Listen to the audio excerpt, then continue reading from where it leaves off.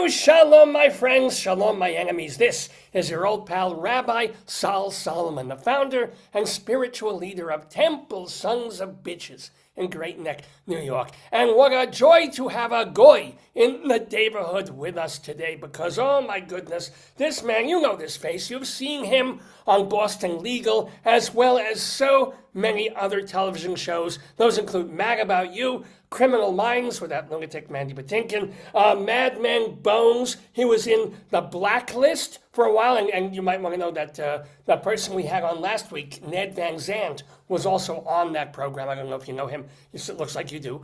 And of course, since he's a New York actor, he has done Law and Order. But both of them, he did regular Law and Order and SVU. So he deserves a cake of some kind. We're talking to David Dean Bottrell, and one of the reasons we're talking to him is that he just got done doing his one-man show that he will still be bringing to other places in August. So first of all, shalom, David, welcome. Thank you so much, Rabbi. It's a pleasure to be here. Thank you very, very much. So how non-Jewish are you? Your dad was like a minister or something, right? Yeah. Wow, you've done your homework. Yes, Just a he little was. bit. Yeah. He was a minister. He was a minister in the Church of Christ for a while. As opposed to who? The Church of Sherman Hemsley? I mean, of course it's going to be the Church of... Who else? Exactly. Yeah. Exactly. And so he was in that for a while, and then he left that because it was very hard to raise a family on the money that church paid him. And so he went on to some other professions, but we were always, in a very much living in a minister's home. That's for sure when I was growing up. And did you ever believe, or were you always making believe you believed? Because he's your dad, because, the inculcation and all that. We started going actually to my mother's church after we left, which was very different than my father's church, because her church that she had been raised in was Pentecostal. And so there was like speaking in tongues, and it was very dramatic, and it was very different than what we had before. And I spent most of my life in that church, and I appreciated the people. I didn't quite believe what they believed, but I appreciated their struggles and their lives. And I know why some of them were there, but it was not ultimately for me. No, but I gotta wonder, this is fascinating to me. Like when you were in a Sunday service or something, and one of the parishioners starts going, I mean, yeah. Were they coached? Were they faking? Or were they losing their minds? Or did they have a religious experience? What could you tell from being there? I believe that they believed what was happening.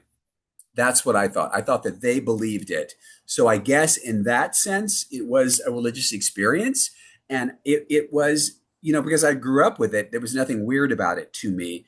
I remember bringing a friend of mine to the church and with me one day, and she was terrified. She was so terrified. She was clutching my arm so tight. I thought she was going to leave bruises because she didn't really understand what was happening when people would start to do this. Because when that happens, the whole church falls silent. Yeah, no shit. It's crazy. Yeah, right. Well, they listen because it's supposed to be the voice of God speaking in an ancient tongue. Oh, I was always wondering why. I thought it was just oh, it's supposed to be Hashem.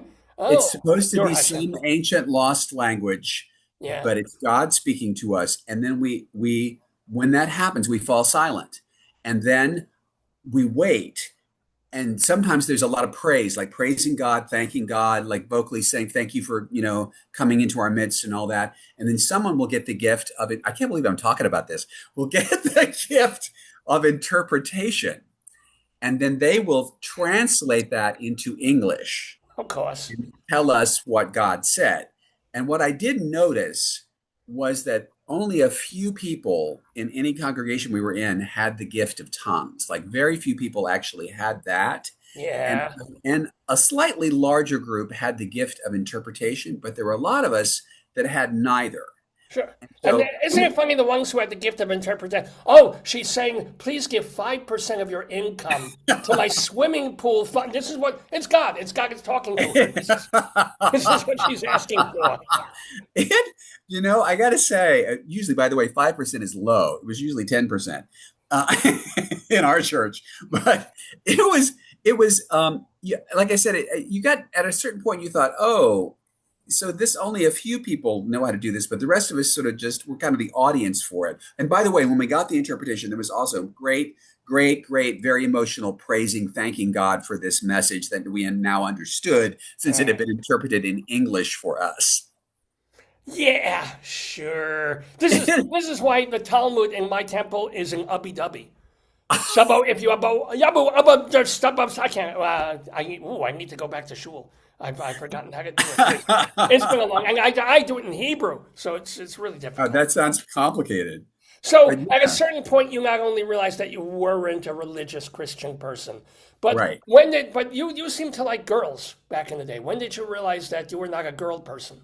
I always liked girls as friends, but and I tried really, really hard to not be who I ultimately am. But I tried really, really hard, and some of that was religious, and some of it was the small towns that I grew up in, and there was not much support and not much understanding of people who weren't heterosexual, and so there were a lot of really good reasons to try to be heterosexual, to really give it the old college try. There you And go. so that's what I did, and I gave it the college try right through college, or I should say through my freshman year of college. I was really trying hard, and then I just kind of stopped trying.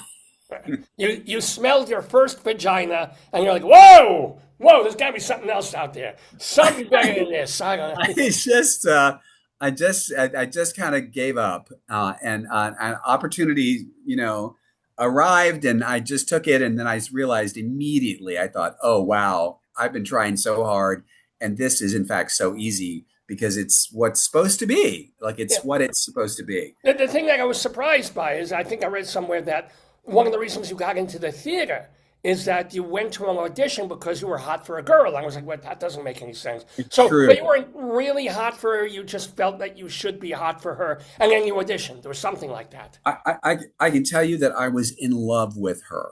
Do you know what I mean? I was in love with her. I would not have had if she had opened up to some kind of sexual experience. I would have had no idea what to do. She never did. She was way out of my league, but in everybody's league basically. She was It was one of amazing. those. Yeah. But it was sort of like I always describe it that I loved her the way that Montgomery Clift loved Elizabeth Taylor. Like I loved her.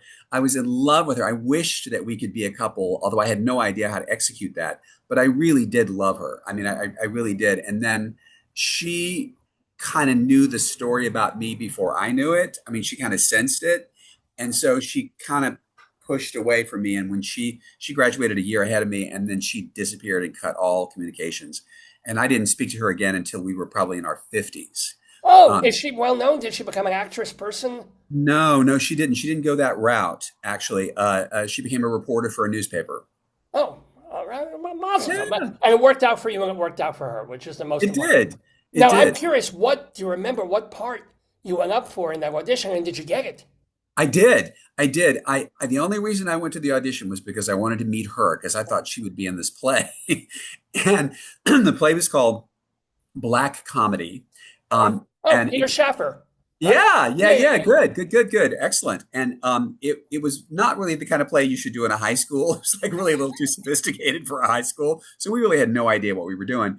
But only five boys auditioned, and there were five male roles to play. So I got in, Doesn't that and help? Isn't that the best? it Yeah. was excellent. And I played an electrician who was a German refugee who in the script was described as being uh, cultured and effervescent, which I was neither of those things. Oh, it's funny. I see you. That seems like typecasting right now. Back It then, wasn't no. then. It Yeah. wasn't back then. I was very shy back then, and I worked my little butt off trying to sort of pull this off.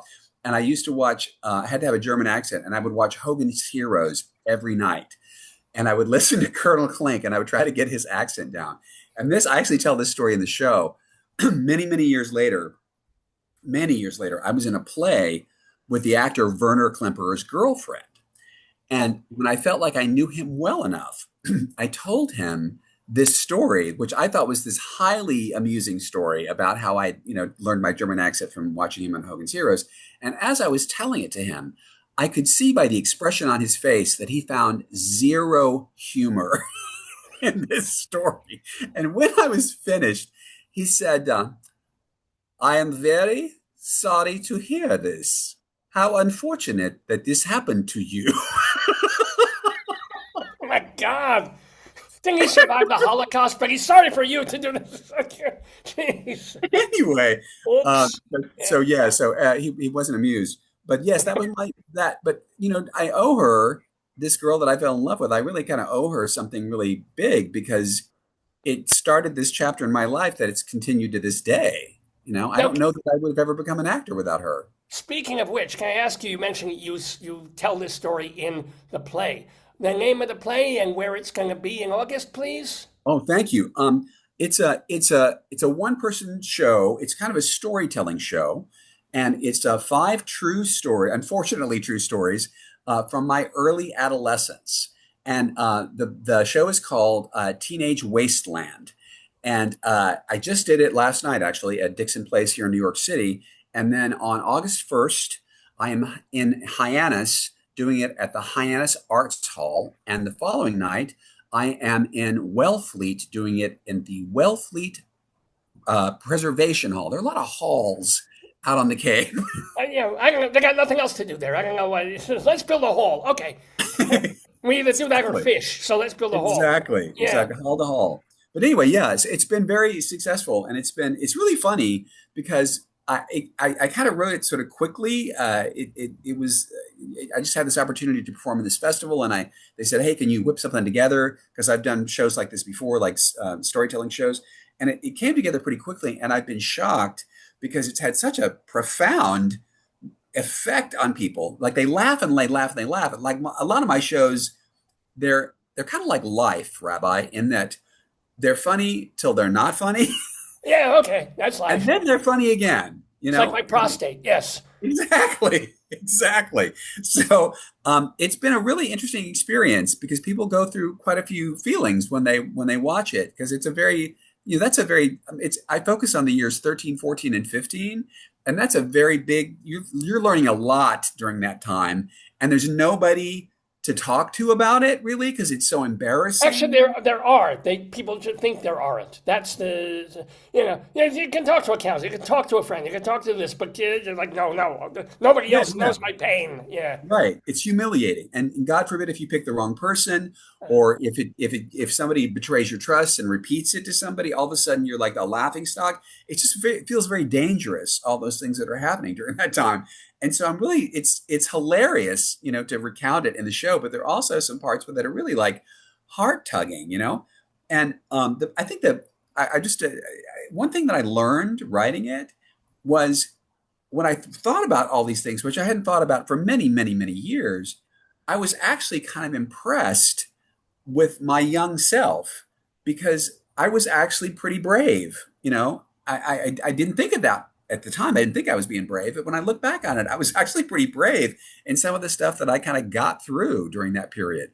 But it's been amazing. It's been an amazing experience, and I love doing it, and I hope to keep doing it into next year. That's the game plan anyway. Without giving too much away, what would be another example of a brave moment that you didn't realize was brave back when you were living it? But what's another story from childhood, etc., that you're like, whoa, that was tough, but I survived. Sure. There's a lot, and I will say that one of the biggest things was because my family was so religious, and they also during this particular time there was a lot going on in the family, none of which I actually talk about in the show, but there was a lot of kind of turmoil in the family that was happening, a lot of things going wrong, and I was kind of a low maintenance kid, and so I kind of just started going under the radar. Like I had this whole separate life that they didn't really know anything about. And they didn't really know me very well. I mean, I came home for dinner and I didn't cause a lot of problems, which everybody else was causing. And so I kind of just cruised along. But because of that, the things that I was doing, I knew I couldn't tell my family about. I knew I couldn't discuss it. I knew I had to keep them under this illusion. I lived two lives, and I was very young, but I had two very separate lives. I had my life in my family's home, and I had my life outside my family's home. But what were you doing that you couldn't? I mean, this was before in college you realized this. What were you Yeah. doing that was so terrible when you were 14? Well, I when I got to college is when I kind of accepted who I was as a gay Oh, man. But that doesn't mean things didn't happen before that. all And right, okay, then I I would got try it. to, put the car in reverse and back up from it and ask God to forgive me. And like, there's all kinds of things. And it wasn't like it was, every day of the week, but there were things that were happening. Plus, I was like smoking dope and I was like hanging out with people who were fun. They were really fun to hang out with, but I would have been killed if my parents knew I was there. On this, I got it. And I But learned how to forge their signature also. I also learned how to forge their signature. so wow. So you went on, but you just need that for field trips. What the hell else would you put their signatures on? Well, if I was going to be like out of school for the day because of a family thing, and then instead of that, I would go to, watch Young Frankenstein 3 times in a row. I would Oh, just, you naughty, naughty person, you. Oh, God will never forgive you for taking a hooky day. And what was he exactly. smoking dope? Was he in an orgy? No, no, he was watching Mel Brooks 3 times. I think we're okay. But let me ask you, this is your fourth one-person show. Were the other Yeah. three also basically autobiographical, or were they more character-driven? So Yeah. you mentioned this is the one that audiences are like, oh, I feel I'm gravitating, I'm laughing, I'm crying. How is this one different?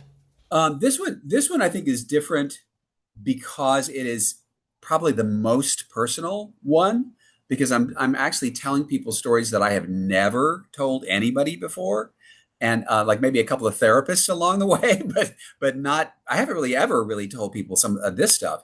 The previous shows, the first one was all true love stories out of my life, Isn't and that more embarrassing? you know, it weirdly wasn't. It was, I mean, it goes all the way back to like when I was 5 years old and I became engaged to the little girl who lived next door who was the same age. And the only reason that I got engaged to her was I wanted to play on her swing set. Good reason as any, unless you're being metaphorical, which with 5-year-olds I'm is sick. not. But okay, I'm yeah, right. actually not. Yeah. but like it's all these different love stories. There's also a story about my relationship to my father, which was kind of problematic, and then right into being very much in love with somebody that I was with for 10 years that had a terrible alcohol problem. And so it's all kind of different kinds of love at different times in your life. And it was hugely popular. That's the first one I ever did. Well, And it was called, forget the name that, of it. that show was called David Dean Bottrell Makes Love, a one-man show. Right there. That's how I make love when my wife's not around. I'll tell you that. Okay. Don't go there. And I did one about death last year, which was Oh, also really fascinating to do because it was about my experiences, not only with other people's death, but once in my life, I kind of accidentally came close to death. And then all another right, time stop. How? How? I was I was assaulted and Oh, sprayed with a chemical substance. And I am an asthmatic and I couldn't breathe, and yeah. I went into a pulmonary arrest, which is very dangerous. And I was able to get it was sprayed in my eyes, so I couldn't really see, but I was able to get on my phone and dial 911. But it took quite a while for 911 to get there, and I was absolutely sure that I was going to die before they got there. I was positive of it, and it was pretty serious. But they pulled me out of it, which was great. And the other time, I had something that just went wrong with my health. And I went from doctor to doctor for 13 months and nobody could figure it out.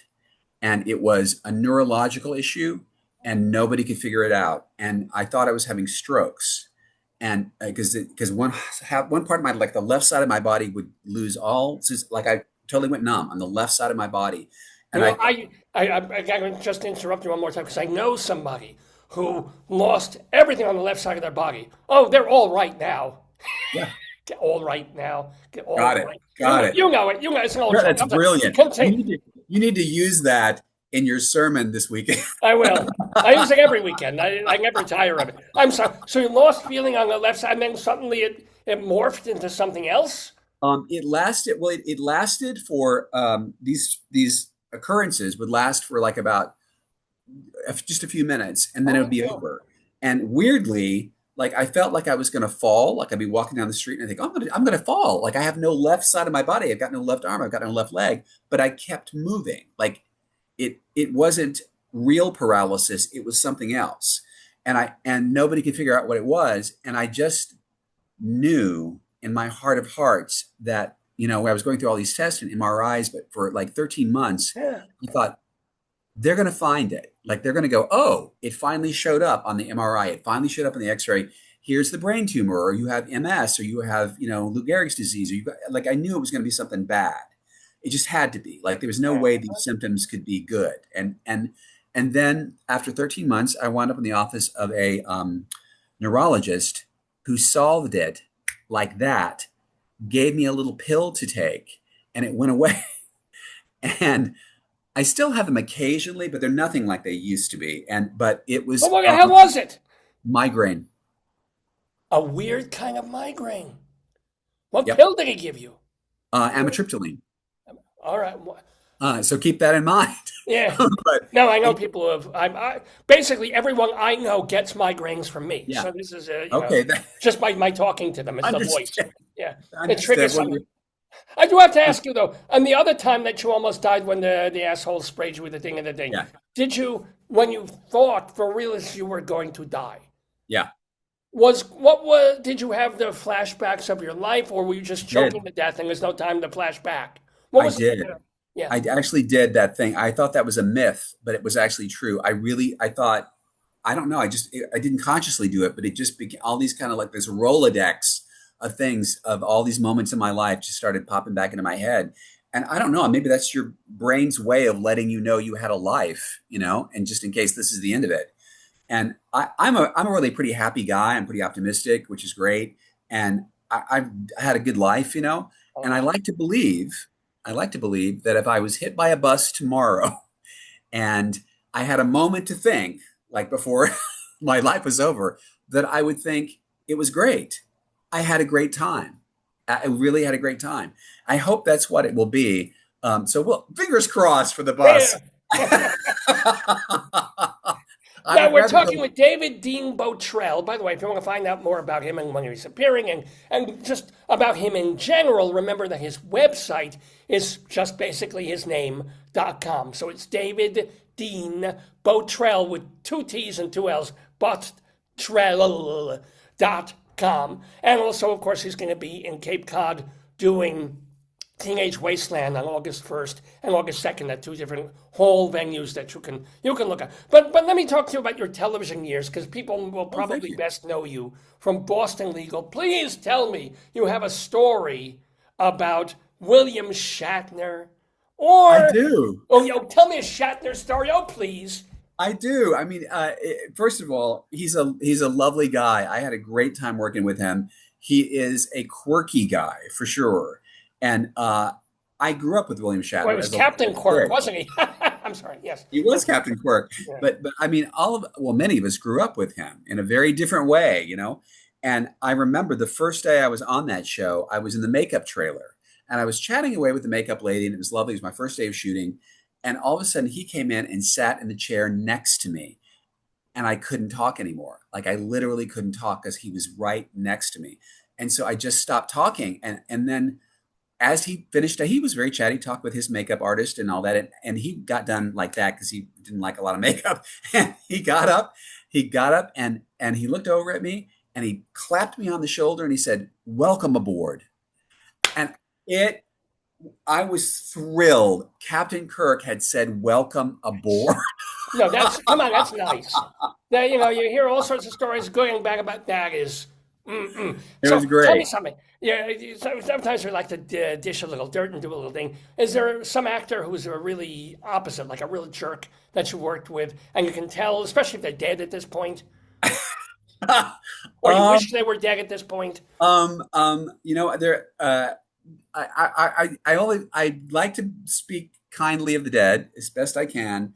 There was a wonderful actor. He passed away, named John Hurd, not Hurt, but Hurd. Heard, yeah, of course, from Uh, uh, Oh, he was in that He's best known for the movie about where they leave the kid behind in Chicago. Oh shit, what's it called? Raising Arizona. Home for the Holiday, not Home for the Oh, Holiday. You know the one I'm talking about with Catherine O'Hara and the Kierkegaard kid, and he's left Home oh, Home Alone. Alone. Home Alone. That's what he's Yeah, no, mostly he's known also in for. a Jane McClane Silver film or something. One of those. Oh yeah, yeah, Yeah. yeah. He had a very interesting career, but he had some alcohol and drug problems, and so it really derailed him. And and when I worked with him, it was very close to the end of his life, and he was a bit of a mess. And he was kind of spinning all the time, and he couldn't really remember his lines. And what should have been a very quick shoot was getting longer and longer and longer because he couldn't really remember anything, and he was blaming everybody but himself for that. And I had this experience with him where he was going on and on telling me how his career was over. And he kept sort of coming back to that theory. And he said, I had this career, and then Home Alone, and then it was all hell after that, and it all went to shit, and now my career is over and all that. And he kept saying that. And I finally said to him, because this was off camera when we were sitting around, Yeah. I said, John, we have a job today, so maybe your career isn't over yet. So maybe Nice. instead of talking about this, why don't I help you? Let's run your lines. Let's just run your lines for a while. And did he And take so that in the right way, or did he he? did. He Oh, actually did. And so we ran lines for a little bit, and things improved a little bit when we went on. And then we went to lunch. And was it a liquid lunch for? I don't know. Oh, I don't know about that. I didn't smell anything, so I'm going to say probably not. But what happened was I changed my clothes, and I was coming back to my trailer, headed toward the lunch area, and I passed John's trailer, and there was this 18-year-old production assistant standing in front of his trailer, and John was speaking to him kind of firmly, and he said, "Cake. I just want cake." John was very overweight at this time in oh, his life. yeah. You don't think of him as being okay. Yeah, Yeah, yeah. at this time he was pretty overweight, and this poor little kid was saying like, "Mr. Hurd, I'm sorry, but I don't think we actually have any cake today." And and John kept saying, "Cake, I want cake." And I went on to lunch, and then as I was there, I heard somebody like kind of yelling at somebody, and I looked over, and this poor little assistant had a plate of cookies, just mounded with cookies, like a pile of cookies. And they said, "What are you doing? You're taking all the cookies." And he said, "This is Mr. Hurd's lunch." And so he ate a plate of cookies, like a mound of cookies for lunch. And when we came back, he was really even loopier than ever because he'd had all that sugar. On the sugar So high, I guess. Yeah, it was, yeah. he was a guy who had a lot of problems, but it was not an easy day. And I didn't really think he was an asshole exactly, but he had some problems at that point in his life. And then very shortly after that, he passed away, and it was really under very sad circumstances. Oh. I felt bad for him. And I've worked with a couple of other people who I would never want to work with again, who were absolute dicks. But I've learned to not say it out loud. Wait. You can. In their cases, since you were so honest about him, can you tell the story without mentioning the name? I don't think I can. Oh my God. I think it's too specific to the situation. But I do hope to outlive a couple of these people so that I can actually say it later. You'll come Because back after on the they're show and gone, you'll. I'll So come back if I can still speak at that point. But I hopefully, unless you have hopefully, another one of those things where their left side goes, exactly, "Hey, welcome. exactly. Good to see you, Dave." Let me ask you though. The it does bring up the point. You're talking about his drinking. How did you get through this relationship for 10 years with a serious, without becoming either one, drinking with him because he wants to drink, or Um, were you the sober one? How did you, I'll tell you navigate? something interesting about that. I mean, I was never a huge drinker to begin with. But during the time that I was with him, for a period of time, because we were really kind of in trouble for money, I became a bartender. And I want to tell you that between what I was experiencing at home and what I was experiencing bartending, I just stopped drinking because perfectly nice people would come to my bar, and 45 minutes later, they were idiots and they were assholes. And I thought, wow, this is kind of, this is what it looks like from the outside when you're not drinking. And I also was dealing with somebody who at that time had a lot lot of problems, and it kind of reached a point where I couldn't really handle him anymore. It was just getting increased. There were these run-ins with the police, and it was just getting really out of hand. And I finally said, okay, this is it. You have to go to AA tonight. And luckily for us, our next door neighbor was very active in AA. And I said, this is very easy. You go over and you knock on his door, and you will go to a meeting with him. He will literally drive you there, and you just go. Because if you don't go, I'm gone. I'm going to pack my suitcase. This is it. And he actually did. But that's just extending a relationship that was going to end. Well, yes, because I sort of was under the impression that all the problems in that relationship stemmed from alcohol. And when he got sober, I discovered that alcohol was sort of a medication that he used to deal with his problems, of which he had many. And so it changed, but it didn't change. Yeah. And I stayed for, he was using for like, I think the first 7 or 8 years. And then we were together for like 2.5, 3 years after that. Because I hung in there because I kept thinking this is going to change. This is going to change. Yeah. And then it didn't. And I realized, oh, the alcohol was the mask that made it seem like this was going to be okay, but it's not going to be okay. It's like when I eat lots and lots and lots of borscht, which is just a cover for excessive masturbation. But, you know, I go to one, I go to the other. One, if I stop one, the other. So it's a big problem there. You got to substitute something, It's chew true. gum or something. You got to find something to do.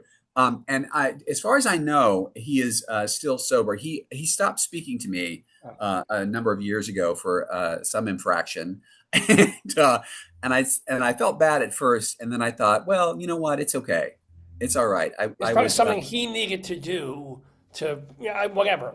Yeah. You know, it's okay. I was there for I was very supportive, and I was very helpful for a long period of time. I don't have to be there forever, you know. Now, speaking of a long period and forever and things like that, you are, I believe, in a committed, nice, happy relationship. I am. Thank you for asking. Are Look you at that. Look at that. Put a ring How on the many thing? years? How many Okay, years? please. Me and my dear wife, Miriam Libby, we have 25 and a half beautiful, well, not all beautiful, some inbreeding. But are you going to believe in the marriage thing, or is it just it's great, you're together and boom? I have been legally married, and that ended in divorce. And my partner is not super into the idea either. And so what we have decided is that for the time being, we've been together for almost 8 years. It'll be 8 years in about a month. Alibi, yeah. Thank you. Thank you very much. And it's lovely, and it's been really stress-free. It's been a Toy, stress-free toy, 8 toy, years. toy. Yes, okay, yeah. Exactly. I should be so blessed as to have that keep going. And what we kind of decided was, unless there was a pressing, like, legal reason to do it, we didn't really need to do that. Like recently, some friends of ours were in this situation where one of them got very ill, like dangerously ill, and one of the parties involved in this situation was a social worker, and she said to me, if that happens between like you and Neil, if one of you gets sick, get married immediately, because without that, you're going to doing tons of paperwork every day of the week, and with it, you skip all that, and it just gets much easier. You get enough stress as it is dealing with this situation, but get married if there's a problem, you know. In my case, I have a rent stabilized apartment, and I'm pretty sure that we're probably, before I die, we're going to get married so that we can get this rent stabilized apartment. If not, I'm straight, but I would marry you for the apartment. Please, it's lovely. It's New York. It's Absolutely, my friend. I think, I think it's a possibility, but it's not something that either one of us are like dying to do. It's really been lovely, and we don't live together. This is the first time I've been in a relationship where we don't live together, and I think that's the secret to our success. Yeah, absolutely. I see him once every 3 months. It's wonderful. We don't fight. We have about 18, 19 hours together. Yeah. I mean, we talk all the time, and we see each other, several times a week, but it's not Oh, every day. It isn't every day, and we live relatively close to each other and all that. And neither one of us has like a well. Also, I have a rent stabilized apartment, and he likes where he lives, and it just it until works. we It need to do it. works. Yeah. Yeah, until we need to do it. Yeah, as long as the wheel keeps turning, everything's fine. Now, speaking of, no, this has nothing to do with wheels turning. It's a completely off-topic thing. But are you still writing a column or things for Backstage? Not right now. I Oh, used to. It's really funny how these things happen, but I was a very popular columnist for Backstage, and I've done that with a couple of other magazines. And when everything, I even wrote for them back when they were magazines.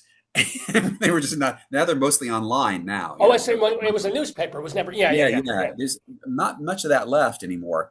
And so when it went to just sort of being an online thing mostly, um, it got very odd. Like the whole politics and the whole business model started to change, and a lot of those organizations did not want to pay you any longer for that work. They considered it self-promotion, that you were promoting your wares or your whatever. And I thought, I think it's content, and I think that, if you're advertising, people aren't going to your website to look at the advertising. They're going there to look for my column or somebody else's column, and it just feels like I don't think I need to give you like free stuff. So I don't really do it so much anymore, Okay. mostly because it's just changed in that way. Yeah. And you have a book, though. You I do do you have a write a book. book I'm about really proud of acting? it. Oh, Um, it's a book about how to make a living as an artist, and it comes from a position of being an actor and a writer, mostly an actor, but it's really kind of applicable, honestly, to anybody who freelances, because it really has to do with how the mindset and the way that you have to be interested in your work and evolving your work, because your work is going to change with the marketplace. hmm. And it's creative, yet it's also very practical. I mean, I'm very honest about what needs to be done, and I deal with a lot of people who are aspiring artists. They kind of they like the idea of it, but they don't really quite know if they really want to do the work of it, and withstand the rejection that is inherent And in make any five kind of. thousand dollars a year, except for bartending. I mean, Right, yeah, right, yeah. right. And or being turned down many, many, many times before somebody finally says yes. And so that's tough, and there's no changing that. And that's true of any kind of freelance operation. But when it's acting, it's more difficult because it's so personal, because it's you, it's not your product. It's like you are the product. And I have a number of pieces of wisdom that I tell people, but I have one that I think is kind of universal, that I think is applicable to anybody's journey if you're aspiring to something that you want to change and get to, which is, the life you want is just on the other side of the shit that you don't want to do. Ah, And so bravo, if you can bravo. if you can embrace that and realize that, So if you can roger your way through the excrement, possibly you can touch, but there's no guarantee. That's the thing. There's no, because I think most people would shovel and shovel and shovel if they really knew. But I think yeah, people just are like, I can shovel and shovel and shovel for 25, 30 years and yeah, not hit pay dirt, if you will. That's, yeah. I think, what stops people. I don't know. Yeah, and it's unemployment is a reality. It just is, and so you figure out how. I kind of diversified because of that, because I realized there are always going to be periods in my career where I'm popular, and then when I'm not popular, and it'll come back around like a boomerang. And I've also learned to create my own work, which is like part of what these shows are about. And I tour them, and I get paid, and it's fun, and it's really fun, and I control it. It's like my little side business. And then I'm actually, shortly after you and I hang up here, I'm going to memorize lines and do a self tape for a TV show, which hopefully I'll book. Good, And if I fine. don't, no big deal. Another one will come along. But there's kind of a mindset about it, I think. And like I said, I've just set up my life so that I don't have to bartend. I can do creative work all the time to pay my bills, live That's my life, and that took a little doing, and I definitely had to do some shit that I didn't want to do to get there, but I learned how to do it. And so I'm really happy about that. And so it can be, there's a lot of ways to do it. That's just how I did it, but there's a Well, lot of ways you were to do it. also, I don't know if the word is lucky, but you were also, I'll use the word lucky, enough to have that Hollywood screenwriting life of, oh my, you have one movie made. None of the other movies were made, but it didn't matter. You got paid, which is I the did. whole point. I did. I'm sure there are other jobs that follow this parallel, but I really I loved writing, but it was a very hard job because there were so many cooks in the kitchen, and many of the cooks didn't even know how to cook, but they were in the kitchen nonetheless. They never cooked in their lives, but suddenly they were an authority on how to cook, and so it was a stressful job. It started out easy. You sell the movie, you write the first draft, and then people start piling on, and it gets very difficult after a while. And oftentimes, you take the product that was really interesting and you homogenize it to the point where it is tasteless. There's nothing left, and it's boring, and then nobody wants to do it. And yet, you get paid for this process, which was amazing. And I was lucky, and people would say, "Oh my God, congratulations! You booked another movie. You sold another movie. That's so great. You're so fabulous and all that. How did you do it? You're amazing." And I would receive that, and I would think, "Oh, hey, I guess I am amazing. I guess That's I the way am to really take it, talented. definitely. I have a big fucking deal. This is great. How great for me." And then I would go home and be stuck with having to do these rewrites by somebody who didn't know what the fuck they were talking about. And it was really hard. It was really hard to face, this process and have to more notes and more notes and more notes. And now we're changing directors, and now we're rewriting it again, and now we're changing stars, and we're rewriting it again. And just like usually it was a plane that was like slowly headed toward the ground, that it was going to crash eventually. But I was paid for my time. I was paid well for my time. But I was very, very grateful when Boston Legal came along and out of the blue rescued me, and took me back in, because once I started performing again, I was obviously a very different person. I'd been away from acting for a long time. I was an older person, and I just, it felt so different to me, and I really loved it again. And so I was very blessed. I was very, very blessed. But yes, I have been very lucky numerous times. And I will say, there's a chapter in my book about luck, and it has a lot to do with how many lottery tickets you buy or how many seeds you plant. and and I can say that I've become used to uh, the idea that if you want one plant to grow, you better plant a lot of seeds, and keep your eyes open for which one is growing. And like I said, there are a lot of creative, incredible, talented people out there, and everybody crafts their own existence differently. And when I wrote the book, by the way, which is called Working Actor, it's published by Penguin Random House. It's available wherever fine books are sold, uh, Or even not so fine or books. not Any, so any fine books, yeah. books. And Working Actor by David Dean Bottrell. exactly, exactly. That wasn't the original title, by the way. The original title on the book was Overnight Sensation: How to Be Moderately Successful in Show Business in 35 Short Years. There you go. There you And go.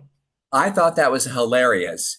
And Random House were like, there's nothing in that title that will show up in a Google search. I was like, okay, fair enough. Yeah. No, Google search will bring up a Frank Zappa album. It's not going to, yeah. Yes.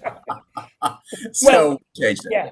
So, no, we want to thank so much David Dean Bottrell. Remember, you can get the book Working Actor. You can go see him in Cape Cod and well, two things in Cape Cod, two different places. Yeah, yeah. August 1st and August 2nd, of just a week or so away. And, of course, just keep tabs on him at daviddeanbottrell.com.